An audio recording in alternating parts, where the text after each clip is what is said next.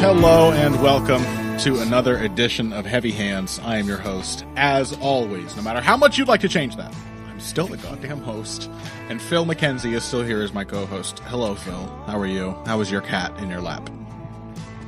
He's not doing too bad. He's sleeping off the effects of trying to have a fight with a cat who was several weight classes above him. As we've learned this weekend, size does matter. So I'm guessing, I'm just going to go ahead and guess at the story of this fight he had with the cat. Hector somehow won all 3 first rounds. But then, merely because the larger cat was able to take him down, lost the entire fight. Somehow, even though that's not how scoring works. Yeah, I mean, the larger cat was having the fight that Hector wanted the whole time. Until he started going for takedowns like a cheetah. Hector's feints were so effective. I wonder if our listeners, as astute as they are, can tell that we're alluding to not only this last weekend's UFC 259 main event, but some of the many narratives swirling around it. That is what we're going to be talking about on this week's episode. Jan Blachowicz defeated Israel Adesanya. Dreams do come true. I'm so proud. I've become increasingly convinced. Like it was such an unexpected and wonderfully perfect result that I'm now superstitious, even though I never was before. And I'm going to continue picking against Jan Blachowicz for the entirety of his title reign. May it last 10,000 years. Amanda Nunes, that was the one fight on here that was absolutely as predictable as we thought it was. Don't feel bad at all about shortchanging that. And we will, once again, I think hardly have anything to say about it. Aljamain Sterling is the bantamweight champion. That's all I'm going to say about that until we get to segment 2.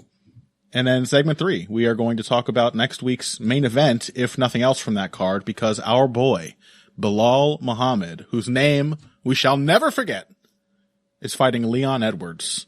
And I think that is a surprisingly interesting matchup. The moment it was made, I was like, you know what? This might be my boy's way in to the land of the ranked ones. So we'll get to all of that. But first, the light heavyweight title was on the line, Phil. And I was sure you picked Jan Blachowicz. Are you sure you didn't pick Jan Blachowicz? I think I was by far the most positive for his chances, but yes. No, I did not pick him. I was far too cowed, and just thought that the speed difference would be too much. Yeah. Well, I think we had some things reinforced here about what we thought about Adesanya, but I'll tell you what, I am really glad because I honestly, I was tempted. I think we probably all were to give this not the Nunes Anderson treatment per se, but something somewhat close to it. I mean, the reason I hated this matchup when it was made is I was like, they're wasting my boy's chances here. They're just gonna use Jan as a stepping stone for Adesanya to get a meaningless second belt. I was real in my feelings about that. And, I think all of us were tempted, to just kind of be like, well, obviously it's Adesanya's fight to lose.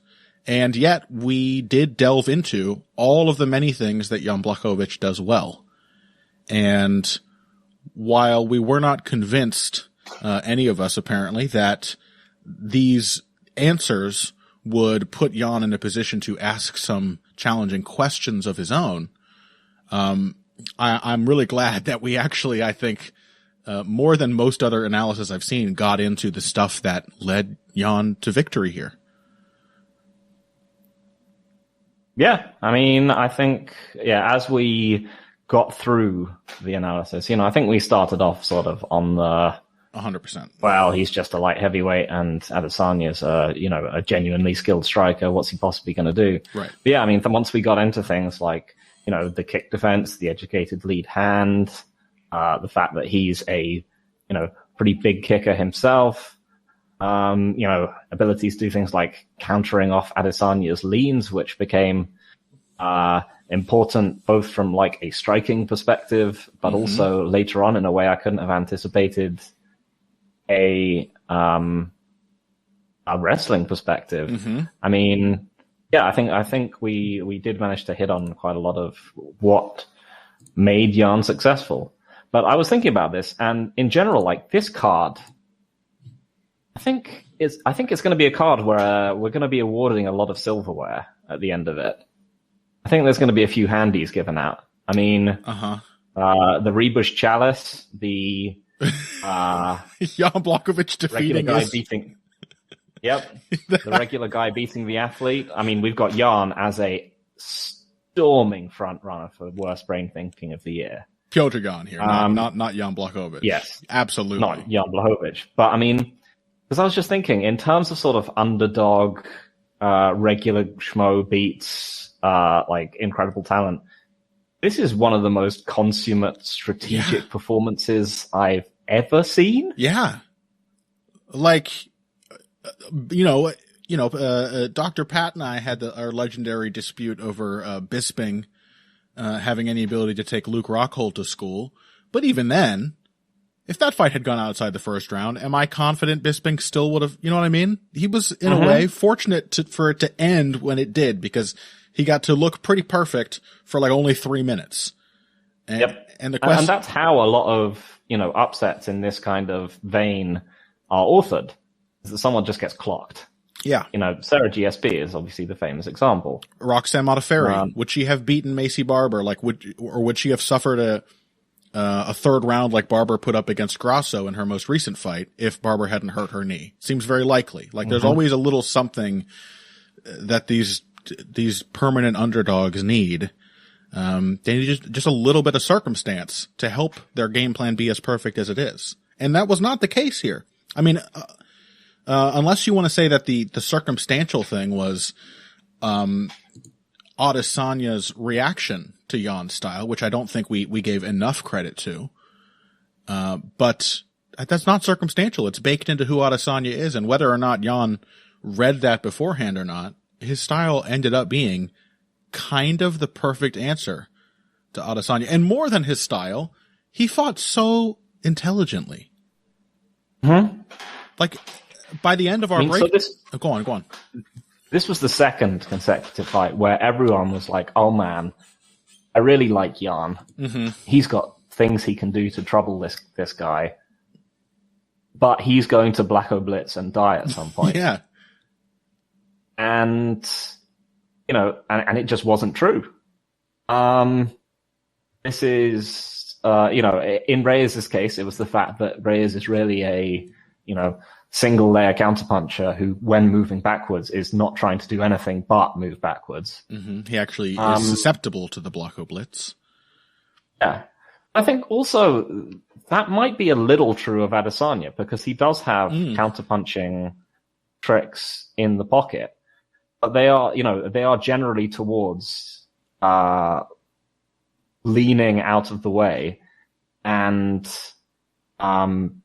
then following up when the person chases them with a punch. The classic thing is him throwing the straight left from the shift, and then the other guy follows up with a right hand, and he leans back out of the way and clocks them as they pass by him.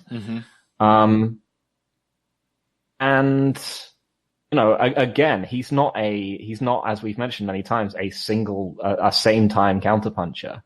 So, the Blacko Blitzes, Blachowicz kept them short, and often, as we mentioned, finished them with, would be, really useful. He finished them with the left body kick. And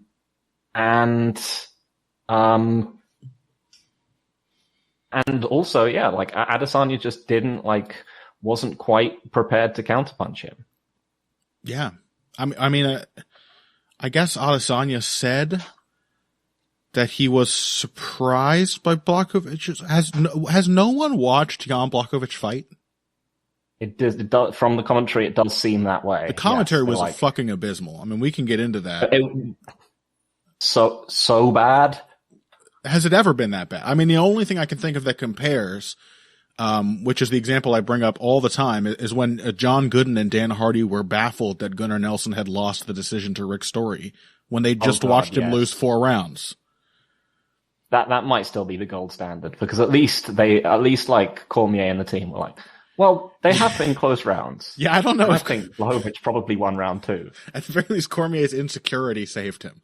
That he at least, Joe Rogan doubled down each time Cormier said something like that, though. He was like, no, but he is being outstruck. As the stats are on the screen, I know they're just stats, but if you watch those first 2 rounds, pretty accurate, those live numbers. You know, there wasn't so much volume, they had trouble counting everything. And they just didn't see it. They just thought, I mean, I'm gonna try to be open here. I think this is an interesting opportunity, one we will get over and over again in fighting, to like learn how matchups really work. Because like coming in, the gut feeling was like, well, Israel Adesanya is a better striker, so he's gonna win. But what the fuck does that mean? There's no such thing as better striker. There's I mean, there is, but. Right, but there also isn't. You know what I'm saying? Yeah. There's such a thing as being the right striker for a given matchup, or using your striking tools in the correct way. But like, if you have 2 patient, well-schooled, like high-level technicians in there, it becomes increasingly useless to just be like, one guy's the better striker. And I think we were susceptible to that in our breakdown. We came in, I certainly did. I'll just speak for myself. I came in with this sort of baseline assumption that, Israel Adesanya is going to win because he's a better kickboxer. Mm-hmm. But it's, what is it? It doesn't mean anything. It's meaningless because given a matchup against a bigger man, I don't think Israel Adesanya liked that. But B, more importantly, a really patient counterpuncher. There was evidence, plenty of evidence beforehand to suggest that Adesanya would freak out. And we did mention it. I mean, we did get into that in our breakdown, but there's plenty of reason to believe that Adesanya just hates the idea of being countered. He doesn't like it. He was really hesitant against, the desiccated corpse of Anderson Silva. He's basically the only guy, much as I enjoyed that fight, even slightly because of the fact that Adesanya didn't just blow him out, but he's like the only guy in that window of Anderson's, the end stages of his career that didn't just blow him out. And then of course the Romero fight, which like the commentators were referencing during this one, even as he was losing, the fight that he was lucky to escape with a win in the first time around, against the actual Romero. So I don't know. Go on. Yeah, I mean, I think we were, we were going to have, like the fight sites, Ryan Wagner on the show. Ryan Wagner. He had some very good takes on Twitter about this. He did. And yeah, I mean, I think so. One of the things that he sort of called out is that, and this might be something that, Adesanya does have in common with Anderson Silva when people talked about, him as the next Anderson Silva, is that he doesn't have a great process for putting himself, for initiating exchanges. Yeah. Because it's primarily like getting people to bite on the feints. He's not Anderson Silva, and because Anderson Silva's process was typically a lot, let's say, larger. We talked about granular technique and so on before. Anderson Silva really wanted you to like usher you into the left hand. Adesanya wants you to do something so that he can shoulder or hip feint and then jab or low kick you. But he wants you to do something. And the problem became, the only thing Blachowicz was doing was trying to jab with him. Yeah. And if Adesanya tried to just open him up with low kicks from range, Blachowicz was actually pretty good at checking them. I'm glad we mentioned that. I'll tell you, because it was a very important factor in this fight. Mm-hmm. His kick defense was on point. And it just meant that he was guessing a lot more than he wanted to do. Yes. And that was something else that you called out, is that he doesn't really like to guess. And Blachowicz, to his credit, was, he He wasn't just throwing the jab; he was doubling it up. He was going to the body with it. Very effective. And sometimes he was following it up with Blacko blitzes. But short ones, short, smart ones. Yes. They like the problem with the Blacko blitz is not really that it's always stupid to shift forward with a combination. We're going to have plenty of opportunity to talk about Piotr Jan, darling of the, of the striking technician fanboy world.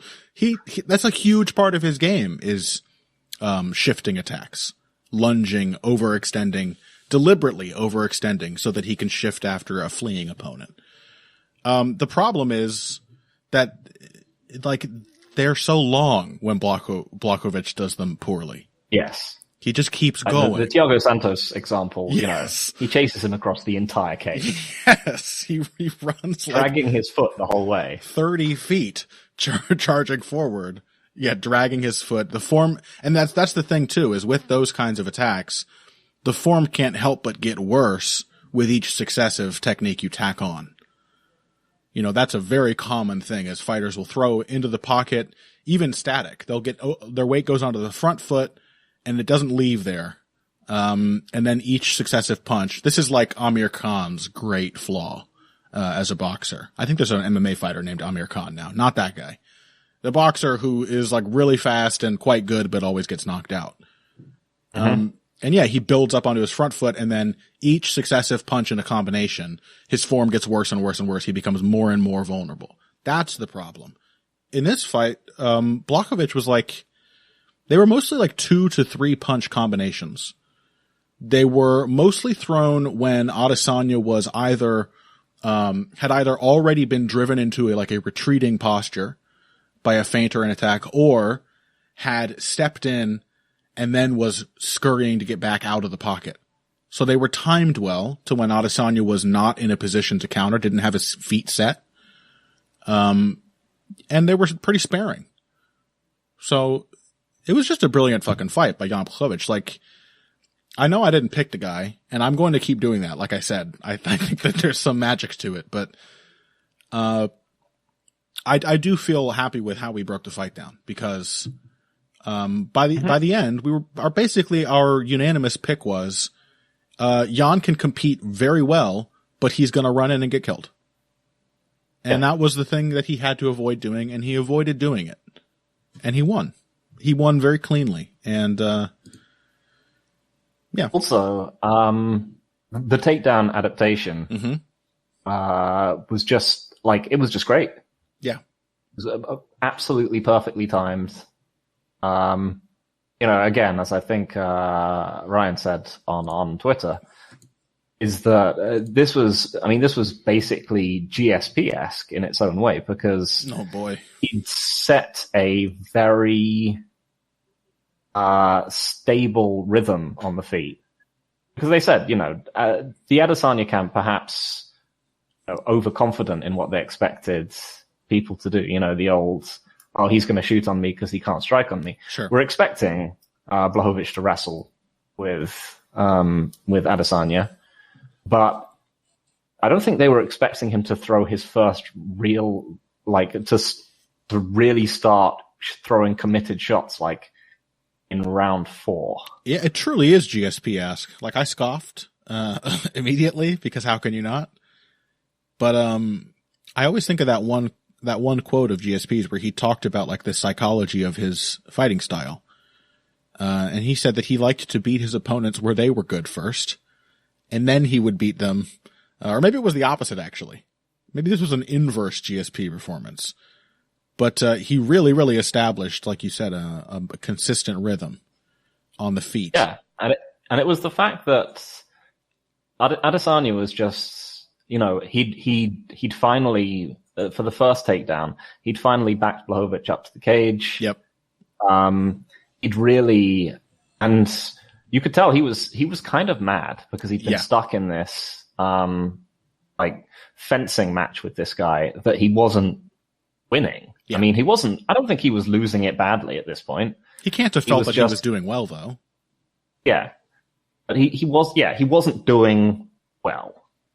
He wasn't. He was presumably expecting to do much better than that. Yeah. And you saw that he set his feet more. Yep. And he decided to just throw in combination with when Blachowicz's back was to the cage. And it was working. And Blachowicz changed levels and just double-legged him to the floor.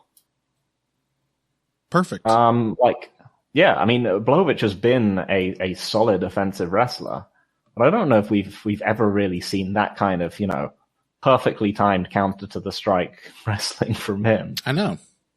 Yeah, and then the next one, I think, was real. Mm-hmm. That was. I mean, it was a bit Gustafsson-esque. Perhaps he learned that from their fight. It really was.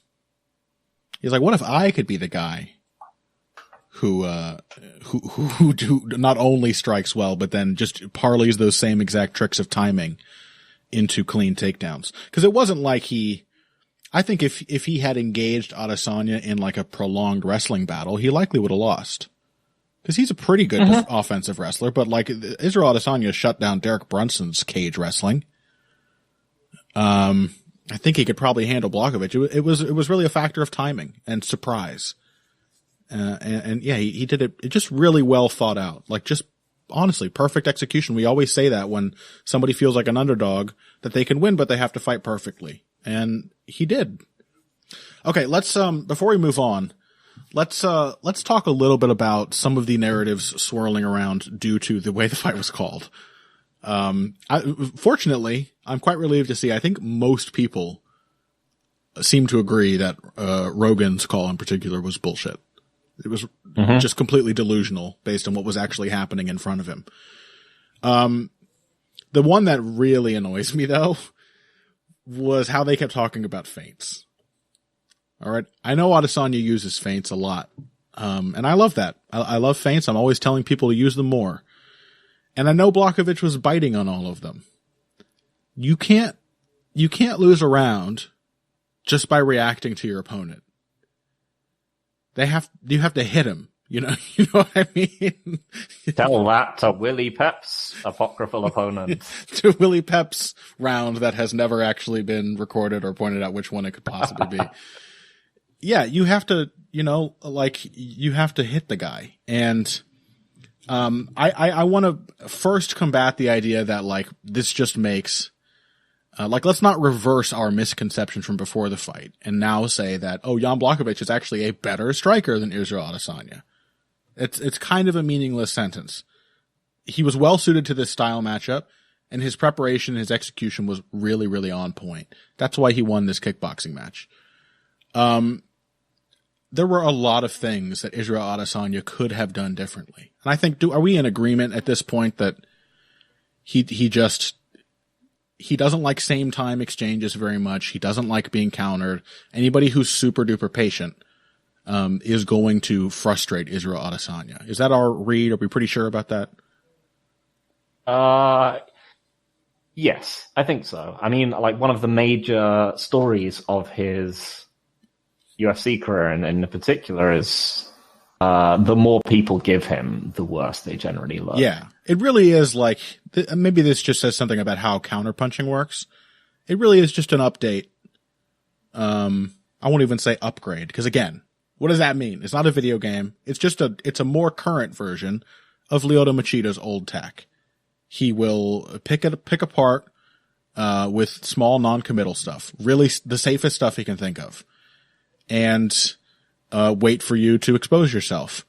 And if, like Jan Blachowicz, you can defeat the little non-committal stuff, then you don't have to play Adesanya's game. And when it becomes a fight like that, he doesn't seem to have, he has the tools. He doesn't have the wherewithal to take advantage. So there are a million ways to exploit somebody who just reacts to feints with defense. I've seen a couple people trying to figure out what happened here, trying to come to terms with it, saying things like, well, Blachowicz reacted defensively, but there's not a lot you can do with that. I think, and somebody else said last week, before the fight, feints work best when the opponent doesn't react to them. Feints don't work in any one way at all, because they're not a real strike. All a feint is getting a reaction, even if that reaction is no reaction. You can always, a feint is just data gathering tool. And you can always do something with the information gathered by your feints. So like, I just want to make it clear that if they were ever to rematch, Israel Adesanya could still win this fight. He could win it really dominantly if he made all of the right adjustments and really steeled himself and got into the right headspace to do it. If you're feinting and a guy is parrying every single shot you throw, as Jan Blachowicz does, you could feint into range and then let the strike go. You know, just hesitate on it. You know you're getting a defensive reaction out of him before anything else. You could throw to the body instead. Like, Jan Blachowicz had a great body jab. Where was Adesanya's? If a guy is leaning back, you can attack with combinations. Like I said, up until the wrestling reversed everything again, Adesanya was starting to have good success putting combinations together in that third round. So there are a million ways to approach this. I don't think anyone should take away from this that Adesanya is like a busted and Blachowicz is a superior striker, but he had the superior game plan and he won this fight fair and square. I think he won 4 rounds. Yep. That is fair. I mean, I think in general, you know, I think I've said this before, but after looking at Paul Gift's judging generator, you know, where he's had made a program essentially for judging whether fights are going to be won or not. And he basically just says, you know, from a probabilistic standpoint, rounds you win really easily are much, much better than rounds you don't, like than the close rounds. Yeah. And all you can really say is, I think at the end of this one, is that there were 3 close rounds. I think there's probably, of which one reasonably strongly favors Blachowicz. I think it's the second. One I think favors Adesanya. I think it's the third. But they're all close, and then there's 2 easy Blachowicz rounds. Like, just from a probabilistic perspective, like Blachowicz is probably going to win that fight and deserved to, and did. I will say one thing. I was asking this on Twitter because I was curious. I was wondering, how many people are there in the UFC and MMA and so on who have looked really good? Because we've mentioned this before, who've looked really good in their first fight at a new weight class. And I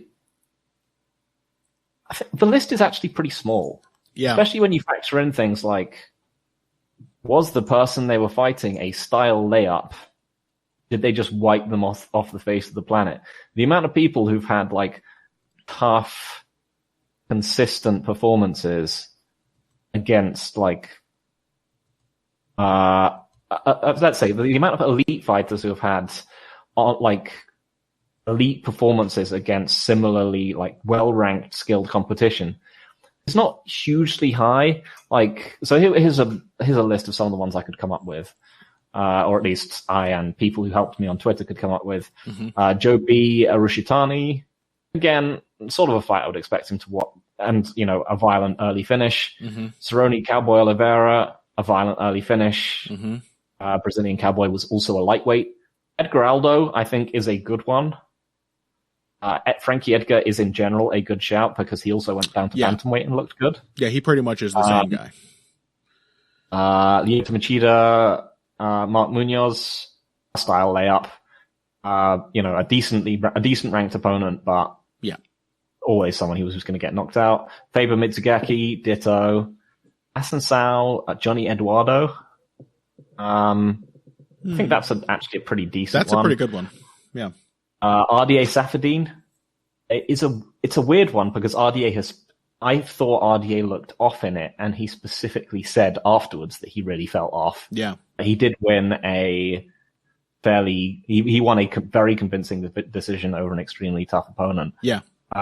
Nunes Cyborg, just a mad brawl that got finished early. And Poirier Carlos Diego Ferreira, which was a mad brawl that got finished early as far as I can recall. And then, of course, the standout that someone mentioned was Jessica Andraj. Yeah. Who seems free to just go to any weight class. Sorry, go on. Yeah. she might be like the best weight class changer ever. Yeah. She just looks like an insane tank wherever she goes, and looked great in her first drop 2 weight classes, and then looked great going back up 1. So I think the lesson here is you have to either be not only a great technician, but an incredibly consistent technician, like a Sun Tzu or like RDA. You know, you have to have just a game that is just, you're always doing the things you do. Or you have to be so dumb and without technique and fully relying on physicality, right? But you just have to really lean into one of those 2 avenues. Well, yeah, like looking at it, it was really remarkable how many people got disqualified. You know, Cejudo, due to being fat and lazy in his early MMA career, had obviously fought a bantamweight multiple times before he went up to fight Moraes. Right. Anderson Silva fought James Irvin. Yeah. Daniel Cormier fought Patrick Cummins. Ooh. Randy Couture had fought at heavyweight lots of times. Like, it's actually genuinely difficult to find. So what you're saying is there's no shame in Adesanya going up and losing. It is, in fact, the norm. If you go up and face a non-layup, being uncomfortable in the new weight class to the extent that you just kind of feel off and don't pull off the win is not unusual, and is not a reason that Adesanya should not pursue light heavyweight in the future. Yeah, I mean, I think it's just notable that many of those fights have just been like the weight class. Any of the victories have just been really quick blowouts. Yeah, I think going 5 rounds with someone in a division you've never been in before is just a tough ask. Yeah.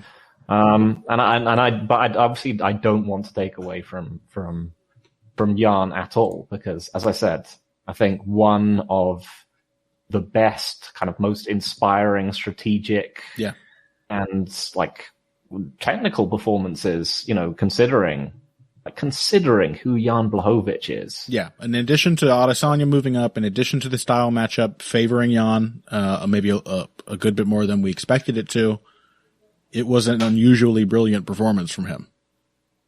I mean, I was talking with people on Twitter, including your nemesis P4 at P4 Stan. Don't bring that into the show. I wasn't going to mention that. And I mean, yeah, it's got to be one of the best performances. I mean, it's got to be one of the biggest turnarounds, because there's people that we've seen in the past that have turned things around, won belts late in their careers, and so on and so forth. But Michael Bisping, I think, was considered a long-time gatekeeper level talent. Mm-hmm. That's not a slur on him. People considered, you know, if you beat Michael Bisping, you get a title shot. That is a clearly defined level of who he was. He was not considered to be championship tier material, but he was definitely the one below it. Mm-hmm. And, you know, Robbie Lawler was an incredible talent who was marked for UFC gold from the beginning. It just took him a roundabout way to get there. Jan Blachowicz, yeah, it was considered a freakish upset that he finished Ilir Latifi. Now he's the fucking champion. He's the champion, and he just beat one of the best pure strikers in the UFC in what was largely a kickboxing match. Eat your heart out, Dr. Wyman. That's all. That's all I have to say. Yeah, I will celebrate it to the end of my days. It was so beautiful. I loved every moment of it. But we have to take a break. We've talked 35 minutes on this one fight, and boy, there's a shitload more to get to. So let's break. When we come back, Nunes versus Anderson, I guess, and then the bantamweight title fight, Aljamain Sterling versus Petr Yan, and more after this. Hey everybody, thanks for listening to this week's Heavy Hands. If you like what you hear, please consider pledging to support the podcast on Patreon. Patreon is basically continuous crowdfunding. You sign up to contribute a certain amount per month to help us with production costs and the like, and in return you get rewards ranging from a mention on the Heavy Hands website to a question or topic of your choice being discussed on the show. We have a lot more in the works to reward you for your help, and we appreciate every contribution. No amount is too small. Just head over to patreon.com and find how you can help out, the only show dedicated to the finer points of face punching. Now let's get back to it. Ugh. All right. Should we just dive in and start slandering Piotr Jan? Yeah, let's do it. All right. Welcome back to Heavy Hands. That sound you hear in the background is me doing some typing even while doing the intro, because that's just the kind of multitasker I am. We're talking about, Nunes Anderson. Is there anything to say? I mean, we may as well do it now. Thank you, Amanda Nunes, for making that mercifully quick. Yeah. Thanks for doing what you're supposed to do. As a frightening finishing champion against an outmatched opponent, you have earned yourself one pass for the Raquel Pennington fight. But just one. You better do this to the next overmatched opponent, because God knows that's the only kind they can seem to find for you. Was never going to be competitive. Megan Anderson, I mean, it was almost so uncompetitive that it was like Megan Anderson was reaching like Iwan Kudalaba levels of poor technical execution. And she just looked terrified. Yeah. She was shook from the beginning. She got hit with a right hand when she was in like some kind of, God knows what she was trying to do. I guess trying to time a counter. And then she did like a weird little like seesaw, one leg and then the other move. And then she, like many MMA fighters, her panicked response was to spin. We're going to talk about Aljo having the same response. Jab when you're panicking. You know, that's all I have to say about that. When you're panicking, do the safe shit. Don't try to do a dramatic spin where you literally take your eyes off the person currently knocking you out. But I think the funniest was Anderson trying to take Nunes down. Because not only did it, lead to her summary execution at the hands of the champion, but it was one of the worst takedown attempts I've ever seen. I'm even sorry I'm being so cruel about it. She got like... Yeah. To be fair, she was probably very close to being knocked down. Probably. At the time. And really, it's not fair to her at all, because she was never going to win this matchup. Never in her life. But the part where she like hyperextended her knee on her own double leg attempt. Yeah. All right. Let's talk about bantamweights. Men bantamweights.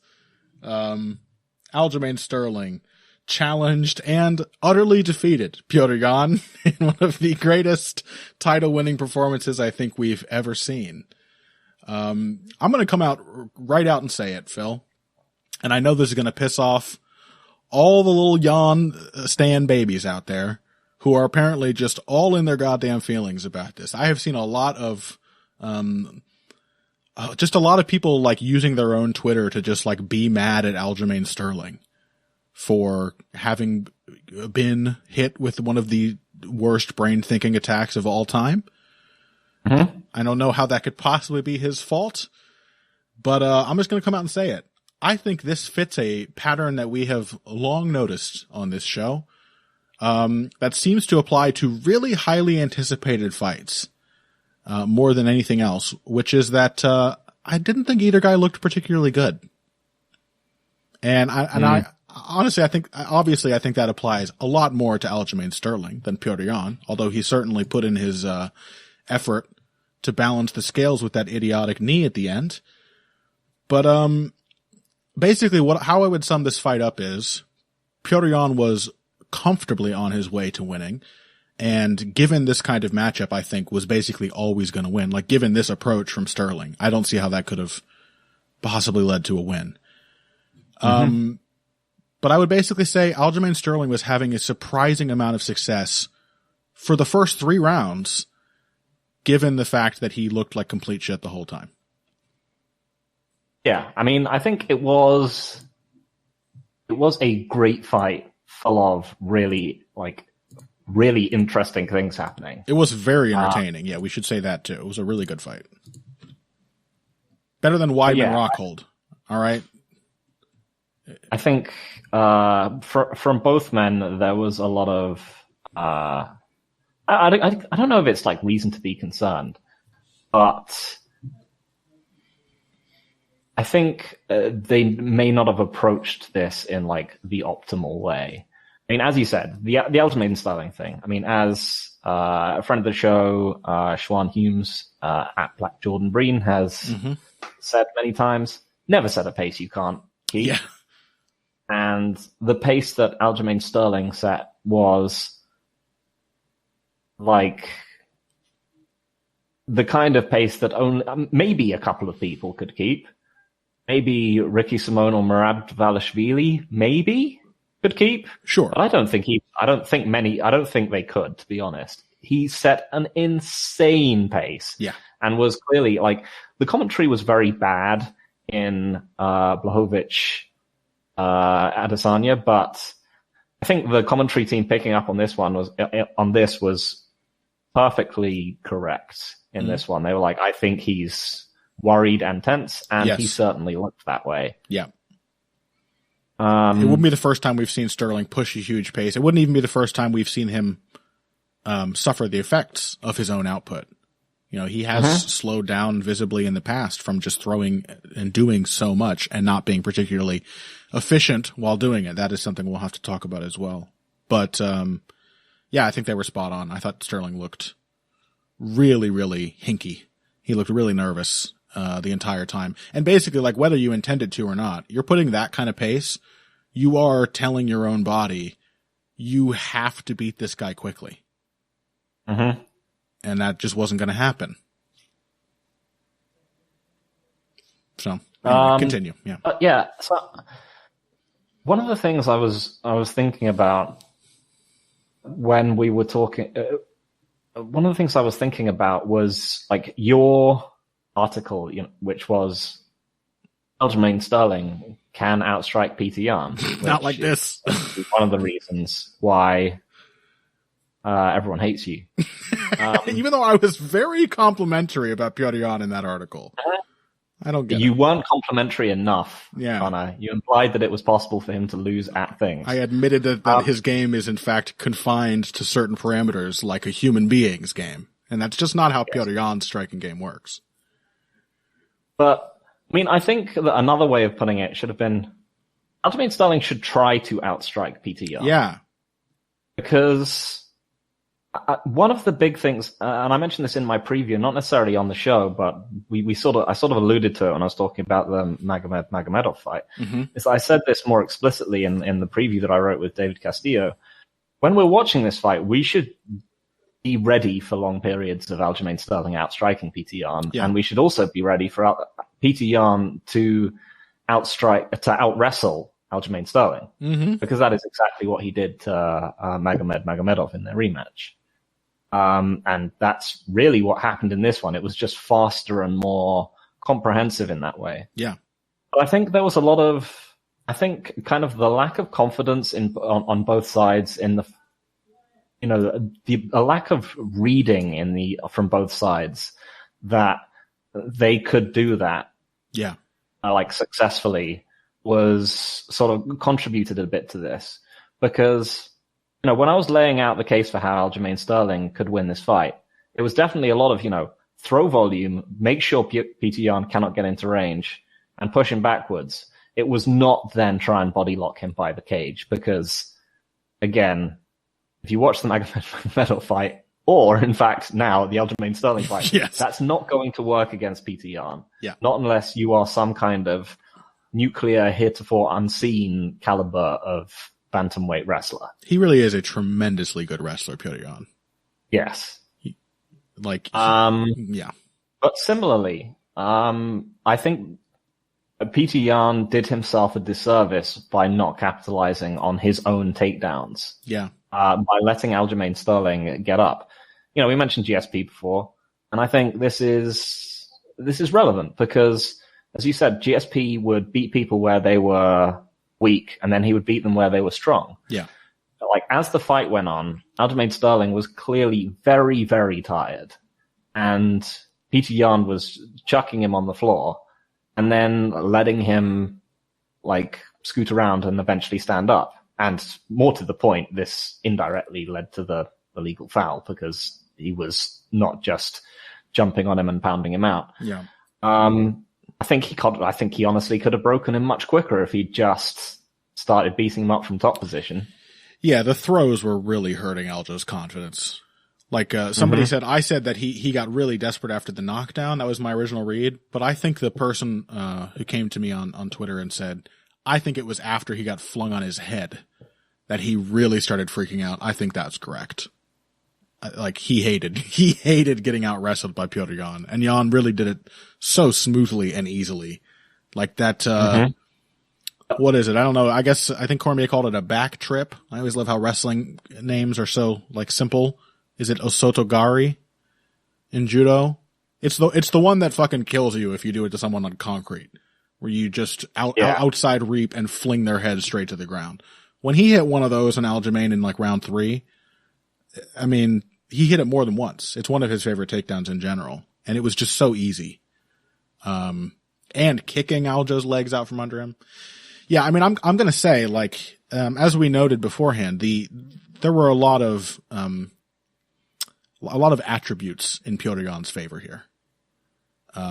Faster hands, harder hitting, more durable, we have to assume.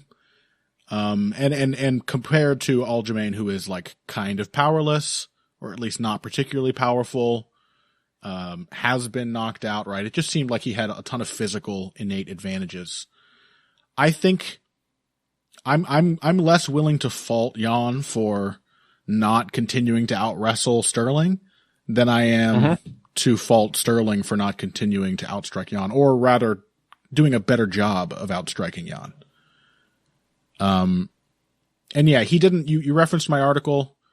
Perhaps part of the reason I was so disappointed in Sterling's performance is that, I had laid out that game plan, which I do still think it would be a very effective way for a guy like Sterling to beat Yan. I'm still not convinced this is an unwinnable matchup for him. It's sort of like Whittaker Adesanya, where I still believe that is a winnable matchup for Rob, even if over time I've become less certain that, you know, the actual Robert Whittaker himself will find the right headspace to do it. That's kind of how I feel about this. I think with the right approach, you have enough attributes and you have, Yan has enough weaknesses that, Sterling absolutely could outstrike him. But the real, like, linchpin of my suggestion was basically stick and move. It was, it hinged on the fact that Petr Yan is exceptionally dangerous against people who stand in front of him, because when he can plant his feet, he is terrifying. He's not only powerful, but very, very clever and super comfortable building and stacking techniques one on top of the other. And so you have to get him to plant his feet and then just not be standing in front of him. And you have to do that over and over and over again. And this will open up further opportunities to drive him back. Another thing he's vulnerable to. He does not like being pressured. It will open up opportunities to continue hitting the body and open up opportunities for clean takedowns. When you are continually outpositioning him and making him adjust, you can hit him or take him off his feet when he is making that coerced adjustment.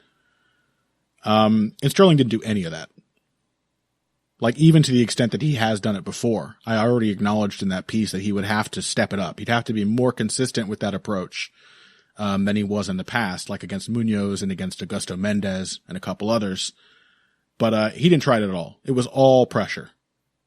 And while that's effective, and it did make Yan look kind of underwhelming at points, it's just not sustainable. It's just not. So, I don't know. What do you think? Yeah. I mean, I tend to agree. I'm not hugely on board with all the stuff that, like, I mean, Yan has proven to be, one of the interesting things about, a potential rematch down the line is I think Sterling has been one of the people who has surprised me the most with his improvements from fight to fight, and his ability to, like, win fights with approaches that I didn't necessarily think he could. Right.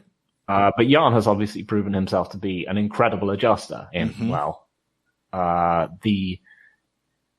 within the context of a fight and, in a rematch, you know, the Magomedov performance. So, I mean, I think that potentially lends itself to the dynamic for a really, really interesting rematch. And I think, you know, whilst the odds are favoring Jan, and they should, as mentioned, he was well on his way to winning this fight. Oh, 100%. I think Sterling was probably not going to survive. He wasn't going to see the final bell. No. I'm still very curious to see if Sterling can just spend less time just trying for fruitless takedowns on the cage. But then conversely, you know, if Jan just has his reads earlier, if he's not just giving up body kicks and so on in the beginning, he did start to just raise and check a lot of the kicks that Sterling was throwing at him. He started to cut off Sterling's punches more, mostly by just punching with Sterling. You know, as mentioned, you know, if people have the power advantage, they can often really they can often just really even up punching exchanges just by jabbing with the other person, and that's really what Jan started to lean on a lot more as the fight went on. The interesting thing was Tom mentioned that if Aljamain tries to strike aggressively with Jan, he's going to get cross-countered at some point and put on his butt, which is pretty much exactly what happened. Yeah. The interesting thing being that the cross-counter didn't even come to a jab, to a feint. It was to a feint of the jab, yeah. Yeah. And I think that just underscores how range to be punched. I think that underscores how anxious Sterling was. You shouldn't be feinting into range and then hesitating. You feint into range because you have an intention to do something. And if you jab feint into range and then just watch the counter hit you in the face. Yeah. And also because he is, you know, just the less schooled, less confident striker in general. Yeah, absolutely. And I think this is the kind of fight where he would need to take a big step, technically. It's possible. Get this man, I mean, we'll be talking about this fight in the near future. Get this dude to Brian Ortega's boxing coach. That's the fucking approach right there. He could outstrike Petr Yan. This did not change my mind about that at all if he approached him basically the way Brian Ortega approached Korean Zombie. It's there. But I don't know about a rematch at this point, Phil. I mean, how is Aljamain Sterling? If the psychological, if the sort of permanent panic he seemed to be under in this fight was a major factor in him gassing as quickly as he did, and also, for example, like Megan Anderson, his decision making just becoming exponentially worse the more tired he got and the more he got hit and taken down. The man threw an idiotic amount of spinning techniques. Bad ones. He literally spun into Petr Yan's body lock, rear waist cinch, 5 or 6 times at least. And he kept doing it after that happened. Because he was panicking. He was freaking out, and he was like, well, I guess I should do the weird surprising shit. Now how is he going to come into a rematch feeling confident? Everyone's going to shit on him, unfairly, because he didn't ask to be DQ'd. He tried his best, but now everyone's going to be shitting on him. He knows that he was just basically getting taken apart, that all of his best efforts just got him chewed up even worse down the stretch. Are you confident at all that he's going to come into the rematch feeling good and well prepared? I would love to see it. I would love to. Here's my dream. Sorry, before you answer. My dream, and I only dream this because I like Aljamain Sterling so much, is like the same thing that happened after his first 2 UFC losses. He lost to Brian Caraway and Rafael Assunção. He was doing the same old, and he just got outpointed and lost very frustrating fights. He came into his comeback bout with Augusto Mendes with a huge chip on his shoulder. He really, really had something to prove. He wasn't nervous as he really was here. He was determined to prove something. He was confident. And that was the first time we saw Aljamain Sterling's, that was the first glimpse at this version of Aljamain Sterling, where we saw him moving and striking and using his hands confidently and throwing combinations. my dream is that this will engender the same kind of transformation. That he will just get resentful. I don't think there's any reason to just assume he's going to come in mentally broken in part because, not just that loss, but he's had incredibly deflating losses before. True. So the Caraway fight, he lost to his, he basically lost to someone playing his own game. Yeah, one of the most unlikable people on earth. That has to hurt too, right? Yeah. Who wants to lose to that guy with that face? Yeah, to just a huge dickhead person. Yeah. And, the Moraes loss. Yeah, of course. He got turned in. It was one of those meme knockouts. Yeah. And he, fell over and he was dabbing. Still here. So I think that whilst he was visibly panicked in his first championship fight, I don't think that's necessarily going to assume that he's looking that bad in the rematch. I think the problem, like I said, is just that if Jan decides that he has his reads and he's just going to punch with Sterling, right? Right from the beginning, he's not going to see what he has to offer. Then I think that just becomes very problematic because, as we've shown, Sterling cannot wrestle Jan unless he is caught very off guard, and even then, he hit Jan with some he hit Jan with a level change under I think a left hook. Mm-hmm. I just hit him from the side, and Jan just regained his hips immediately. He is remarkably difficult to wrestle. Yes, he is. Yeah, it has to be striking. I know that seems weird, but it was the thing in this fight is that it was almost like both of these guys, like you said, they bought into the whole striker versus grappler dynamic. Mm-hmm. They really thought, I have to stick to my one thing, and that's all I can succeed with. Despite the evidence playing out before them that their B games were having really good success. It did also make me concerned that, or at least make me think that, I think Jan is going to, assuming he gets through Sterling, which I think we can now probably, we can agree that he probably will. Yeah. I think he's going to have a very tough time against Corey Sandhagen. Yes. This fight, Aljamain Sterling having all the success he did without looking good for one instant, has made me intensely interested in seeing Jan versus Sandhagen. Because the things that were effective here were, range. Jan's got short little arms, and he, when pressed, tends to throw up the high guard, so he's not even maintaining distance. He is literally inviting someone to get in his chest. Mm-hmm. The pressure. Jan likes to have the initiative. Initiative is his food. That is everything. He wants to control the opponent's reactions. He wants to walk them into things. I said this in my article, but for all the success that Aldo and Rivera had trying to counter Jan in the second layer, and that's definitely tactically viable, strategically probably suicidal for most people, given that it didn't work for the two best counterpunchers in the division. But for all the success they had in that type of fight, they really found their best moments when they just walked forward and threw punches. Jan doesn't like being backed up.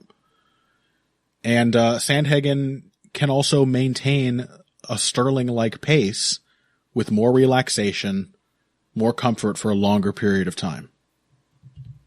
And he'll hit the body too. And he'll hit the body with a little bit of authority at least. Because after about 4 minutes, Sterling was still going to the body, but there wasn't much on those shots. The openings were there and he exploited them. But I think Sandhagen could actually have an effect. So, and the thing is that, as you sort of alluded to, it seems like Jan's best answer to that matchup would be the wrestling. Sandhagen can be taken down by surprising shots. He really commits and plants his feet on his strikes. Will Jan believe in his own ability to beat someone with wrestling to actually do it? And this fight kind of suggests maybe not. Is it always just it's because a lot of his,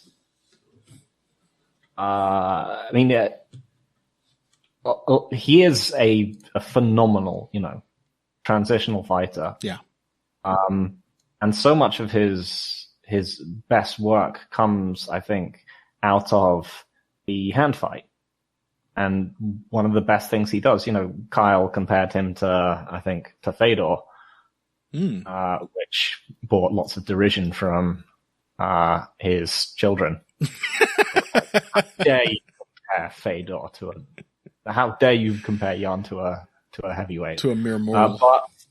But he does he's incredibly good at turning punch exchanges into the clinch. Yeah. And just grabbing hands and then working wrists and turning sort of movement into takedowns. All this kind of area is incredibly well blended with Peter Yan. Mm-hmm. I'm not sure if it's meant to deal with people who are sitting at the tip of their range. I mean, I'd have to, admittedly, my tape on the guy is not as deep as it should have been, but I'm trying to think of times when he's really pushed into takedowns, as opposed to being in situations when he's been pressuring people and they've tried to jump, they've tried to clinch to stop him coming for them, or they basically just sort of clashed when he's pressuring them. Yes, it usually is that. Someone who is throwing long strikes from range, I need to be sure that he's not going to shell. Yeah, it usually is that. In general, that fight looks a lot more appealing, and I think we have seen Sandhagen can be beaten even if he is given his own fight. Mm-hmm. It's the Lineker fight. I think that might be something like what we would look at for a fight between the two of them. Mm-hmm. One of them might have a huge wrestling edge that he simply doesn't or won't employ. He might end up with basically Lawler Condit. Yeah. Yeah. It's seems like a great, a difficult style matchup for a guy who is by crook or by hook, a brilliant adapter. Whether it is like an ingenious layered building, or in some ways, and boy, this is another thing I learned, Phil, people hate this characterization, just stepping in and throwing. Sorry, boys, you can do it cleverer than Jan Blachowicz. It doesn't mean it isn't what it is. Sometimes you just fucking step in and bite down and land a shot. And that's the other thing, is that Jan just has numerous ways to adapt. He will adapt with his brain, or he will just fucking fight. And I think Sandhagen could be beaten by both, but in a lot of other ways, seems like a really interesting challenge. And yeah, Jan is a great fighter, so I want to see him challenged. I want to see him be forced to adapt. I don't just want to see him conducting a symphony of violence against an unwitting, terrified opponent. I want to think of matchups that push him. And I'm more convinced than ever after this that Sandhagen is one of the guys in the division perhaps best suited to push him. So, the other thing about Jan is that he's clearly an incredible fight. He's just a machine for producing incredible fights in those kind of situations. Yeah. Oh yeah. I really enjoyed this fight. Uh-huh. Yeah. I thought it was despite the fact that it was kind of, as I said, kind of wild, as you said, kind of wild and weird, and Sterling looked like he was constantly on the verge of panic. Yep. It was still incredible. Yeah. Just watching the highlights. I mean, Sterling landed 3 flying knees in the first round. Yeah. And got knocked flush on his butt. Jan's wrestling in general. Incredible. Both his takedowns and the way he just defended shots. Incredible to watch. Yep. And then with one of just the stupidest in-fight decisions of all time at the end. Yeah. And for those of you out there, I know there are many of you, for those of you who absolutely love Petr Yan, who want Petr Yan to father your children, that was stupid. Don't defend that. It was dumb. There's no excuse. You should know the rules. At least, he's been fighting in the UFC for 9 fights. He's just now found out you can't knee someone who's on the ground. I mean, he knew what the rules were. He was asking. That's why he was asking his corner, because he couldn't see Aljo's knee. I don't think he couldn't tell whether it was on the ground or not. I mean, you have Aljo your can't hand on throw. the guy's forehead. He's on his knees in front of you. Like, if you want to make sure he's standing up, you can make him stand up. He's literally asking you to do whatever you want to him. And the one thing you choose to do is the one thing that will, like, he lost the belt on a DQ, Phil. Hmm? I'm not saying it's, yeah, like I said, it's a lock to worst brain thinking. If something stupider happens this year, Yeah. I will be absolutely blown away. But, you know, I don't think he didn't know what the rules were. I don't think he did it intentionally because he was literally asking his corner, is this okay to do? Yeah. And the guy who responded I think it's one of the many things I don't think we can really comprehend how tunnel vision fighters are when they're actually That's in true. there and how little they can see. That's true. That's fair. It's always a good reminder that being in a fight is worlds away from watching it. So, I mean, he was shouting to his corner, and one of them was like, punch! Punch! Unfortunately, the guy who responded in English was the guy who was screaming, only punches, only punches. And then the Russian answer told him to throw a knee. Yep. Fire that man. Hit him with the same knee you hit Sterling with. I don't think your cornerman will survive. It'll solve the problem right quick. All right, let's take another break. When we come back, it didn't look like we're going to have any time to talk about 259. We're just going to have to do Edwards Muhammad. Maybe we'll get a little bonus discussion in there. I will update you on that when we get to the end of the episode. But as for now, we are moving ahead to Leon Edwards versus Belal, remember the name, Muhammad, after this. Financial support is fantastic, but there are other, even easier ways to support Heavy Hands. Perhaps the best is by spreading the word.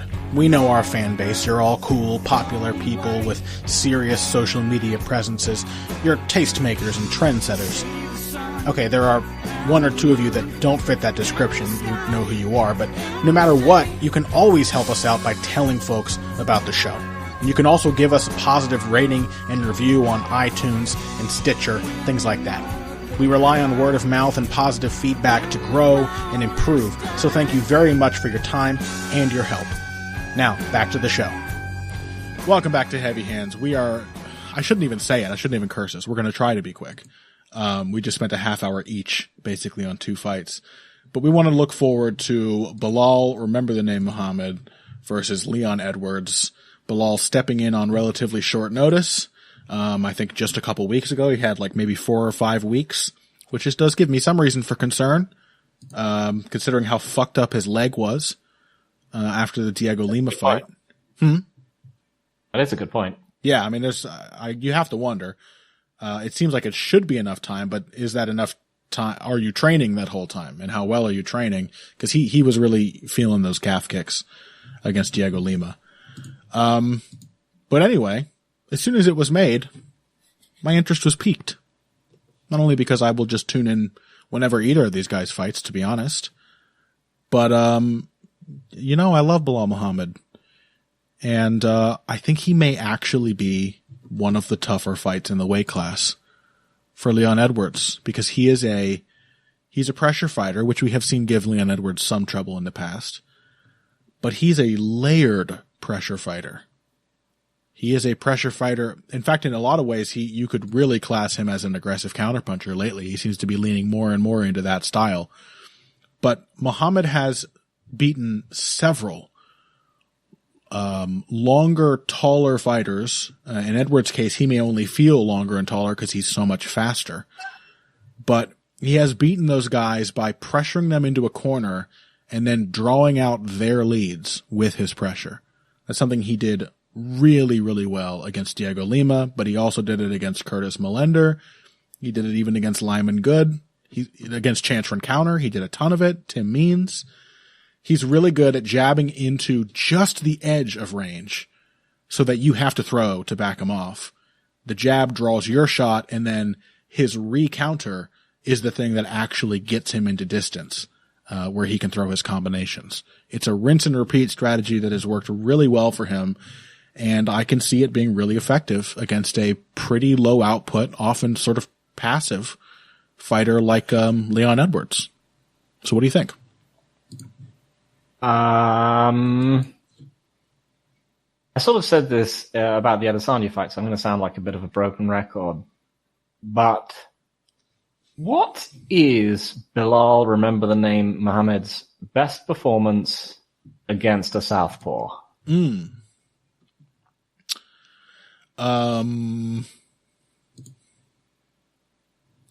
Takashi Sato. Yeah, lost to Jeff Neal. I mean, a chance for encounter, but not a good striker. Yeah, maybe it's chance for encounter. It probably is. I mean, he did a lot of really effective anti-southpaw shit in that fight. It's just that it wasn't necessarily the stiffest test of those tactics. Yeah. Jordan Meehan in spots. What's that? Jordan Meehan in spots is a southpaw. Is he really a southpaw though? Yeah. Or is he just a bit of a switch hitter? Occasionally he pretends. I mean, he started to surge against Joban and to an extent Neal because they really gassed themselves out. Yeah. But they also both sat him down pretty early with left hands. Yeah. And he looked very cautious against Neal. So this is the thing, is that so much of his game is built around the hand fight and which is weird because you would have thought that would make him a really a more effective open stance jabber. Yeah, right.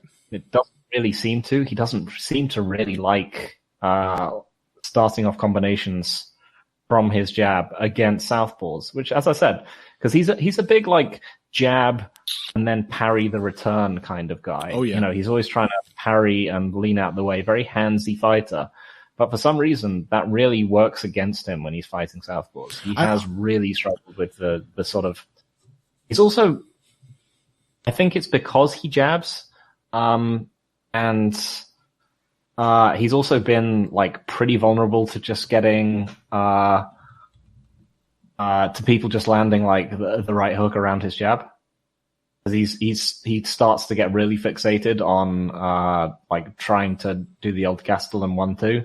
Yeah. And so people just right hooking him over his elbow has been a bit of a consistent issue. One thing I am genuinely interested in is that I think he's actually he actually became pretty good friends with Jeff Neal after that fight. Mm-hmm. I think they've trained together a lot. Mm.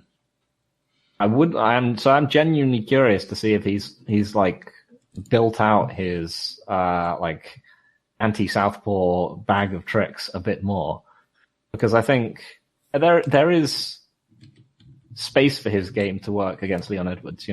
I think if he can punch the body against Leon Edwards, if he can just work in combination, draw the recounter, that kind of thing, I think that could all be potentially interesting. But also, I do worry that he is not a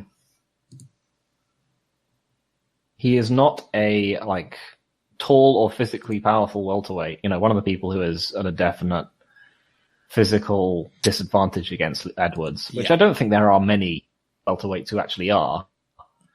Really? What makes you say that? The thing is, how does he avoid? I mean, I don't think Edwards is just a big or powerful welterweight. That's true. It's speed that is the real. Never struck me as someone who's. Yeah. Mm-hmm. If you watched him against Peter Sabota, you're like, oh yeah, this guy's a real technician. And then you watch Peter Sabota against Alex Oliveira. Alex Oliveira's just blah! Yeah. I'm gonna kill you with my athleticism. Yeah, but I think Edwards still has a reasonable athletic edge against Muhammad. But more than that, how does Muhammad, if he's fighting at that kind of range, how does he stop getting put in the clinch? And if he's developed more anti-southpaw weapons, has he developed weapons that can keep him safe from Leon Edwards' left elbow? Yeah, that the clinch is the real concern. That's the most obvious answer to the kind of pressure that Muhammad uses so much. I'm going to say one thing in reference to what you said earlier. I do. This could go either way. The last two fights were the best I've ever seen in terms of technical variation in the pocket from Muhammad. Mm-hmm. To the extent that I don't think he's he's a lot less dependent on the hand fighting as a form of defense than he was before. It's a lot of, like, he's just, against Diego Lima, he was so comfortable with his own range that he would jab in, he would know where he stood, how much risk he was at. Like, okay, what I'm trying to say is it's pretty uncommon, honestly, to see MMA fighters who don't, like, really need to be touching their opponent to have a sense of the distance between them. Mm-hmm. We see that a lot. And that was one of the things that was so impressive, is that Muhammad would get in, not land the jab, but he could sense how close he was to landing it, and then still no contact, duck under or slip the return shot, and then come back with another short step in to actually land, gathering information without, like, by means other than touch. So I do think his eyes basically have gotten a lot better, and his technical game has expanded to suit that. So it's something. I don't know how that applies to southpaws. I don't know that couldn't be exploited against him, that he might not just get ducked into a knee or an uppercut from Edwards, trying to use those. I think the main thing that's just really concerning for me is that the fight with Neal was so slow until he got hurt. Yeah. I mean, you know, similarly as with Joban, eventually he just went nuts. Yeah. And went off. But the Joban fight in itself is pretty concerning, because Joban was absolutely exhausted at the end of that fight, and Muhammad was tuning him up by the cage. Mm-hmm. Like the Lima fight, but debatably even worse. Yeah. And, you know, just combination punching the living shit out of him. Yeah. And he couldn't put him away. And that's Alan Joban is not someone I think of as being hyper durable. I was gonna say, that's Alan Joban. If you are any kind of punching, punching threat like that, that's the guy you should be able to knock out. Yeah. It's that in fighting at Leon Edwards' pace is just a terrible idea. Like, Leon Edwards he's not comfortable in the pocket. He frequently, like, ducks his head and shuts his eyes. Like, he doesn't like extended exchanges. He likes things to be, like, in nice, neat little slices. And so, like, you would need to force that on him. But there is reason to think that without his jab to build off of, would Muhammad just get sucked into a Leon Edwards pace from the get-go and then push when it's too late? Yeah, I mean, I think the notable things are, you know, Muhammad has literally said, I need to push the pace immediately in all my fights now, because he has recognized this in himself. And the other thing, obviously, being that Edwards has been out for a really long time. True. And Muhammad is someone that, you know, rankings-wise and so on, that he should mop up on. So it'll be interesting to see if he's like, well, I'm not going to take any risks against this guy. I'm just going to back up and see what he's got to offer me. I mean, not so much a turning point in the RDA fight, because it was competitive, but, like, RDA started to land some clean low kicks. Mm-hmm. And then Edwards just started going, okay, I just need to push this guy back. I'm just counterpunching him is not going to work for me. Right. And so he just started coming forward a bit. And throwing more combinations and working his way into the clinch more to make sure that, you know, he wasn't just letting RDA mix up level changes and low kicks and hands on him. So if Edwards comes out like that, where he's like, okay, let's see what you have to offer, there is definitely room for Muhammad to, like, consistently put him on the back foot. Mm-hmm. But again, I don't know if he's got the, like, over 5 rounds. Right. Again, he doesn't put people away. Once Edwards just starts coming forward, he's probably in trouble. And yeah, he has to, like, avoid the clinch. Yeah, the thing is, I think Muhammad would put people away if he were getting a lot of chances to fight 5 rounds against his usual level of competition. So, like, there is an opening for attrition, but that is also, like, really puts it the onus on him to maintain that pace. And, that does also, it puts him in the path of some nasty shots, specifically the clinch. I think that's the really scary thing. You're pushing forward, Edwards will just drive into the clinch. And in that range, he may not be the most physically overwhelming guy, but he is really technical. He's so good with head position. Yeah. On the ground too. Edwards is really good at framing and posting with his head to control his opponent's position. And he has a really quick trigger on he'll get you to react with your hands and then just smash you with the elbow or the knee. Or he might just out wrestle Muhammad too. I think it'll be easier or harder than it has been against other guys. But, I don't know. I'm looking forward to it. That's an interesting question for me. Yeah. Can he out wrestle Muhammad? Very hard to out wrestle. He is. Chancellor Encounter did not get anything done really, and whilst he's not the greatest fighter in the world, he's huge and very, very strong. Yeah. And very dedicated to wrestling. So I'll be interested to see Leon Edwards probably can wrestle him. You can wrestle RDA, you can probably wrestle Belal, remember the name Muhammad, but that's what I'm genuinely curious about. Also curious, to see if what happens if Muhammad, as we've seen in losing efforts, just decides he's going to go balls to the wall and just. I mean, it's kind of worked against Edwards before. At least it's won people rounds against him. Mm-hmm. Well, most famously, what's his face? Barberena? Cowboy? Sorry? Brian Barberena. Yeah, Barberena yes, dropped him with an uppercut in round 3.